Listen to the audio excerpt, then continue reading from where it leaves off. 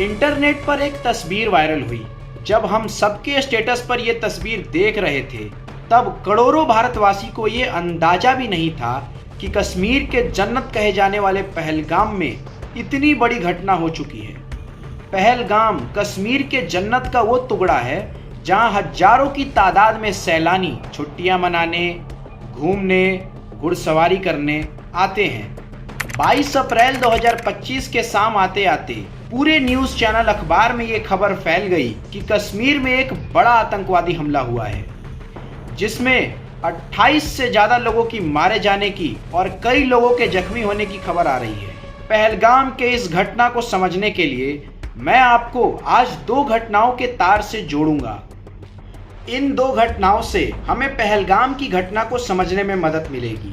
पहला घटना है महाराष्ट्र के पुणे में रहने वाले संतोष जगदावले की और दूसरी घटना है वहीं के स्थानीय घुड़सवार सैयद आदिल हुसैन की। 45 वर्षीय संतोष जगदावले सेंट्रल रेलवे में सीनियर इंजीनियर थे।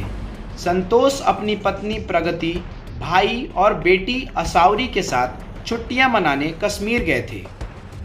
22 अप्रैल 2025 को दोपहर 1:30 बजे वो लोग वैसारन वैली में घुड़सवारी कर रहे थे।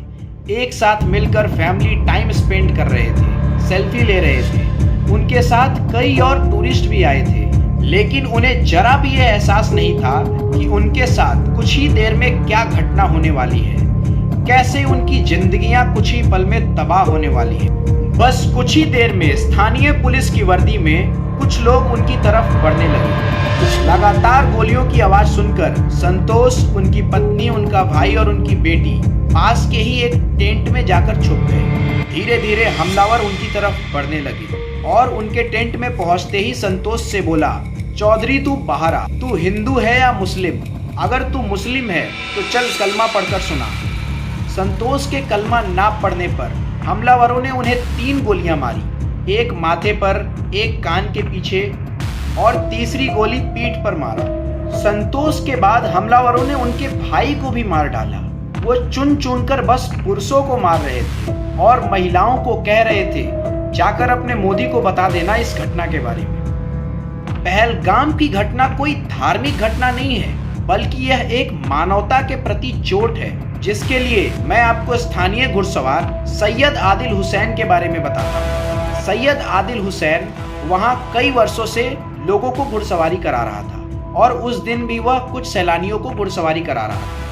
जैसे ही हमलावर उसकी तरफ बढ़ने लगे, सैयद ने अपने टूरिस्ट को वहां से भाग जाने को कहा और वह हमलावरों से जाकर भिड़ गया और उनके बंदूक को छीनने लगा। टूरिस्ट तो वहां से निकल गए, पर हमलावरों ने सैयद आदिल हुसैन को मार डाला।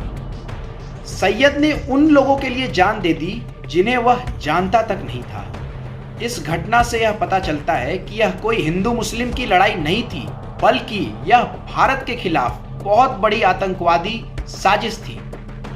हमें हमारी सेना पर पूरा भरोसा था कि वह इस घटना का बदला जरूर लेगी और ऑपरेशन सिंदूर के तहत हमारी भारतीय वायुसेना ने चुन चुन कर आतंकवादियों को मार डाला। उम्मीद करता हूँ आपको ये वीडियो पसंद आई होगी।